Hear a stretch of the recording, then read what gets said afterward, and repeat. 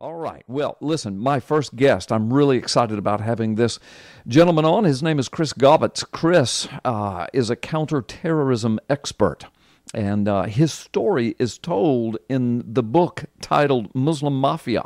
And man, we're gonna talk about that in just a moment. But here's the deal: Chris infiltrated CAIR, the Council of American Islamic Relations, and he is also the vice president of Understanding the Threat, UTT. I'm going to get him to tell you about that organization. I'm familiar with that organization and have had its president on my show before.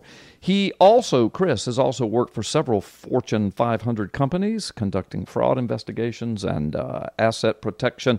In 2007, Chris began researching the threat of jihadi organizations in the United States by posing as a Muslim convert and attending Muslim Brotherhood, Hamas conferences, and gaining access as an intern with the Hamas organization Council on American Islamic Relations, known as CAIR, right there in Virginia.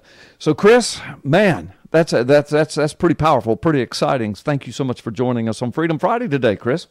Oh, I'm glad to be on, Carl. Thank you for having me. Yeah, man, it's good to have you. So first of all, tell us quickly about UTT, that organization, and you're the vice president of it, and John Guandola is the president, correct? That's right. Okay. Yeah, so Understanding the Threat, we are the only organization working with leadership at the federal, state, and local level to develop strategies to dismantle the jihadi network here in America. Yeah. And we are also training law enforcement on how to locate, investigate, and prosecute jihadis in their communities. So we're helping them to create strategies to dismantle the jihadi networks, and we're also training law enforcement to help them institute those strategies. Yeah, and I'm going to say this to emphasize how important that is, and then you add to it. But the reason that's important is because even Department of Homeland Security, the FBI, tells us that they're tracking ISIS cells in all 50 states right now in the United States. So when you talk about helping local law enforcement to dismantle, assess, identify, defeat jihadi networks in our area, I mean, that sounds surreal to so many people because this is the United States of America, not some third world country or some Middle Eastern country, yet this is a real threat in America now, right? That's right. You know, we have a saying in Understanding the Threat, the more you know about the jihadi network, the worse it gets. Yeah. Yeah, look, there's over 3,000 mosques in the United States right now. The vast majority of those are either Muslim Brotherhood mosques or ideologically aligned with the Muslim Brotherhood. We have over 700 chapters of the Muslim Brotherhood's Muslim Student Association. And then you've got about 30 chapters of Hamas doing business as CAIR here in the United States. And this is a vast network of jihadi organizations and individuals. And as you pointed out, you know, the FBI only has so many agents. And if they're working or tracking over 1,000 ISIS cases right now, there's simply not enough manpower and resources to go after these individually, and so that's why it's critical that law enforcement understands this threat, because it'll be local law enforcement at the end of the day that dismantles this network. Yeah, and of course their tactic is to infiltrate, occupy, and then overwhelm, and we're in the third stage right now, aren't we?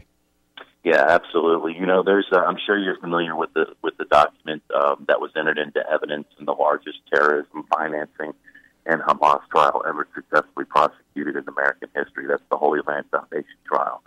And during that trial, the document, the explanatory memorandum, was entered into evidence. And this is a Muslim Brotherhood document which discusses what they call civilization jihad. And they describe civilization jihad as a grand jihad in eliminating and destroying Western civilization from within and sabotaging us by their hands, our hands, and the hands of the believers, so that, and I'm, paraphrasing this here, so that Islam is made victorious over all other religions.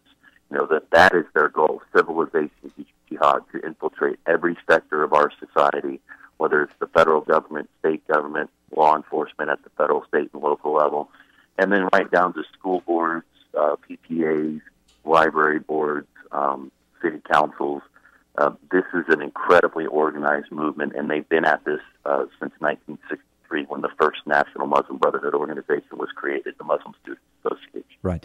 Yeah. And as you know, the Islamic Empire, if you will, has been at this since the Ottoman Empire, right? I mean, they've been at it for... Yeah, go ahead. You could even argue for the last 1,400 years, really, on some level. Yes. But you're right. That's actually a perfect segue into the Muslim Brotherhood, because that's the purpose of the Muslim Brotherhood. Muslim Brotherhood was created in 1928, and their sole purpose was to reestablish the caliphate that was dissolved by Kemal Ataturk in Turkey, the Ottoman Empire, in 1924. Yes, and how does the current, the current political situation in Turkey under Erdogan, how does that tie into all of this? I mean, we're looking at Turkey collapsing into an Islamic caliphate right now. Yeah, absolutely. Look, that is always the goal. 100% of Islamic scholars will say, or authoritative Islamic Sharia, that jihad is to be waged until the entire planet is subjugated under Sharia. And so what you will see is Islamic states. The goal is to create, per the Sharia, Islamic states everywhere until the entire planet is one large caliphate.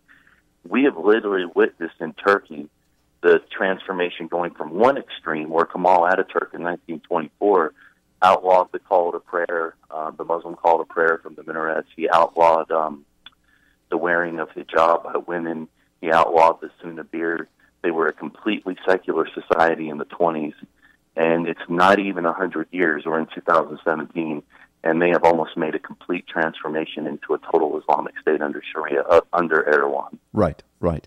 And they are a patient people. And so the infiltration of the United States of America, Chris, listen, you don't have to agree with what I'm getting ready to say, or maybe you can shine some more light on it. And if I'm wrong, please say it and give us the correction. Now, I know this infiltration has been going on for a long time in the United States.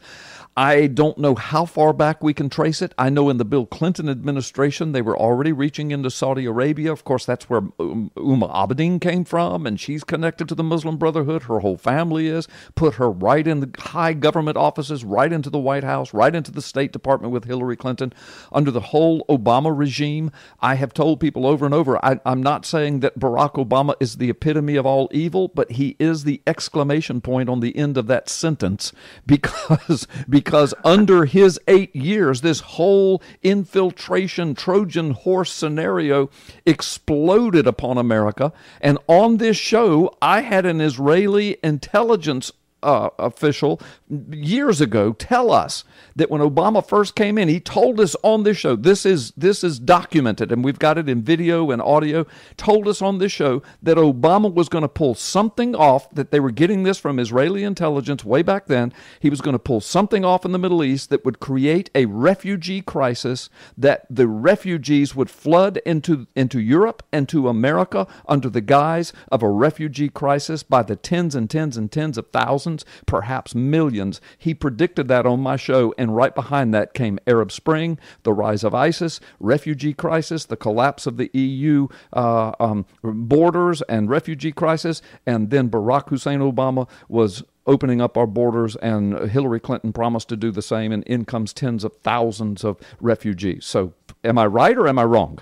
I wouldn't disagree with anything you said. I have a lot to add to that. Add, please. Please.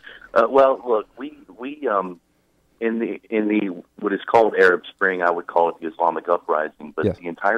the main driver of all of that was to overthrow all of what the jihadis would call the tyrants in the Middle East, to replace them with those that would implement an Islamic State. Yeah. And that was the goal of jihadi writings in the 90s and in the early 2000s, was to get rid of Saddam Hussein, Gaddafi, Assad, Mubarak in Egypt, and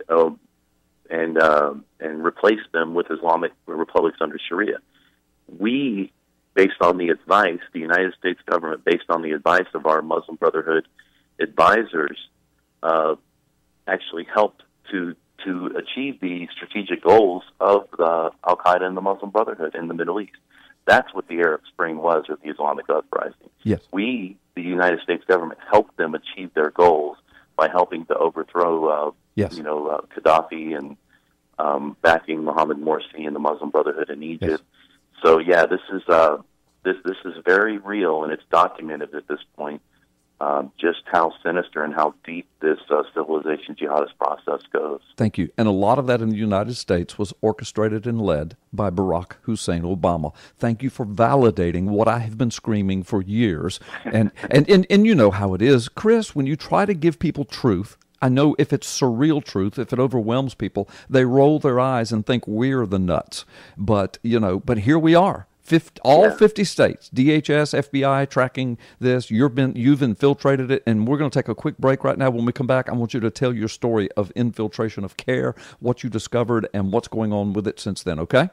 Sure. All right, fantastic. Folks, we're going to take a quick time out. My guest this afternoon, of course, you are hearing him, Chris Gaubatz, and his story is told in the book Muslim Mafia. Wait, listen, we're running out of time. I want the people to hear from you, so talk to us about your story of infiltrating CAIR. Sure. So in 2007 and 2008, I was on a part of a project where I would conduct undercover research on CAIR and the Muslim Brotherhood. And I actually started out, now I'm a Christian, and I always like to point that out at the beginning, but I posed as a Muslim convert. So I actually did the Shahada, where I became a Muslim in front of an audience at Dar al-Hijra Mosque in Falls Church, Virginia. Mm-hmm. For people that are not familiar with Dar al-Hijra, this is the mosque where Imam Anwar al-Awlaki was the imam prior to me coming there. This is a Muslim Brotherhood mosque owned by the North American Islamic Trust, which the Holy Land Foundation identified the North American Islamic Trust as a Muslim Brotherhood organization that was funneling money to Hamas overseas, a foreign terrorist organization. So I became a Muslim. I learned how to pray, learned how to eat as a Muslim, and learned how to interact at the mosque as a Muslim, and showed up at CAIR's offices in Northern Virginia, in Herndon, Virginia, and became an intern. And to make a long story short, it didn't happen overnight, but eventually I was invited to become an intern there. And look, I spent 6 straight months undercover, both at the Maryland, Virginia office in Herndon, Virginia, and in Washington, D.C., which is just blocks from the White House. What I ended up finding, because a lot of this, I was actually put in charge of shredding documents, mm-hmm. which I'm sure the Muslim Brotherhood and Hamas regrets the day that they ever assigned me to be their shredder, mm-hmm. because I preserved about 12,000 pages of evidence and documents showing that CAIR was conspiring against the federal government, conspiring against America, so they were committing sedition, fraud, and treason. Some of the things that I actually came up with based off those documents and my interactions with CAIR leaders was that they actually did commit fraud in one of their offices where Muslims were giving money to one of their attorneys, and he was taking that money and not representing them in court because this attorney, their resident attorney, wasn't even an attorney. Well, yeah. He had never practiced law, had never passed state bar exam. So, yeah. But rather than CAIR doing the right thing and contacting the police and the state bar, they actually closed down their offices, and that's why I ended up in Washington, D.C. Yeah. CAIR leaders discussed coordinating with Osama bin Laden and his associates at one of their meetings. CAIR placed staffers and interns inside congressional offices. They conspired to influence Congress, specifically the Judiciary, Intelligence, and Homeland Security committees on Capitol Hill. And they were tasking each of their Hamas chapters with influencing legislators. I saw them order books from the Saudi embassy on the virtue of jihad and martyrdom. And also, they worked with a Muslim law enforcement officer to influence a major terrorism investigation. Well, Chris, what do we do with people? I mean, of course, you remember Michelle Bachmann and 5 congressmen on an intel committee. They're saying the same things you're saying. They're filing reports. They're saying what in the world's going on. Of course, under the Obama administration, they were doing it. But sure. It was John McCain. It was little Marco Rubio. It was John Boehner that excoriated Michelle and these guys for trying to expose what you, undercover, risking your life, were finding out. It was fact. It's always been a matter of fact. And, that's why when we talk about this issue, Carl, this is not just a matter of the left yes, the left has failed on this, but the right has politically has failed on this as well. Oh, yeah. And you just named the perfect example of that. That is civilization jihad by our hands. Yes. When you have Michelle Bachmann getting up speaking truth about this threat, it was her own party that shouted her down. Yes, it was. Not the Democrats. That's right. And we've talked about that ad nauseum on that. I mean, I remember when Marco was running for president, I was screaming over the airways, please don't vote for this guy for a number of reasons. But here's a big one. He doesn't get the Muslim mafia. He doesn't understand this whole Islamic issue. No, and that's that's something that I'm incredibly encouraged by. One of the biggest things, it may not seem like a big deal, but for me, from a strategic standpoint, President Trump's new administration, where they canceled the iftar dinner, that was actually started by Abdurrahman al-Amoudi and Huma Abedin, which al-Amoudi is now in prison for being an al-Qaeda financier. He's the one that started this iftar dinner with Huma Abedin. Look, this is they canceled the iftar dinner.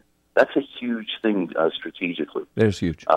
What I would love to see is there's enough evidence right now to indict the unindicted co-conspirators in the Holy Land Foundation trial. So organizations like CAIR, Council on American-Islamic Relations, Islamic Society of North America, ISNA, Trust, and dozens of other individuals and organizations. I would love to see the new administration indict the unindicted co-conspirators, declare the Muslim Brotherhood a terrorist organization. If they were to do those two things, that would really help law enforcement in dismantling these networks. Right, right. Well, I think the new administration gets it. What concerns me are people like Marco Rubio and John McCain that don't get it. And yeah. So, and they're going to fight them tooth and nail on this. I know. It's unbelievable. Chris, we've got to have you back. You and I need a good hour to unpack all of this. Tell the folks again where they can find you at UTT and the book, real quickly. Sure, understandingthethreat.com, and you can follow us on Twitter at UTT_USA. Okay, fantastic. Thank you so much, Chris Gaubatz. God bless you, man. Thank you for all that you're doing. All right, take care.